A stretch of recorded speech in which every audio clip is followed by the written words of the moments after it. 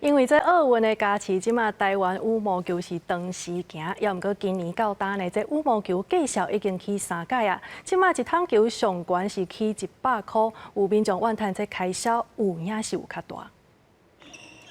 球场内底，你拍来我拍过，大家伫羽毛球场拼功夫，拼甲流汗流渴。奥运结束，带动民众拍球的风气。不过这粒球计数煞起袂煞，今年到今起3届，这回各品牌平均一桶起80至100。有民众认为这是消耗品，有当时一礼拜就要买一桶，开销有影大。一粒球啦，伫咧50块左右啊，大家平均落来其实会使接受。啊，我即马700几块钱一粒球，要到70块，系啊，搁一粒球一个便当的钱。愈起愈紧，啊，搁愈贵，啊，就是会愈拍愈少。之前拍差不多对200几块开始拍，啊，即摆拍到500-600块，啊，700块的球拢有，差多济啊，差要2倍啊。经过了解，目前进口品牌市占率上悬，亲像3号的球，对605起到750块。体育用品业者表示，因为羽毛球会员多数是对中国来，推出可能受到禽流感甲养殖方式改变。有教练讲，起价确实影响大家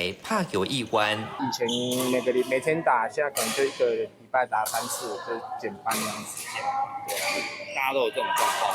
对，都有这个状况，就是会用其他的运动来代替这样。最根本原因或许跟他们现在对于养殖业，因为毕竟毛就是鸭跟鹅嘛，可能他们对于就是养殖业的养殖方式啊，或者是甚至于最后的屠宰方式的改变，都会有一些影响啊，影响到某片场的产量。最近出现民众抢买羽毛球的状况，有业者就限定人客买的数量，就惊有人囤货。羽毛球真歹找到适合的代替材料，这波起价恐惊改一段时间。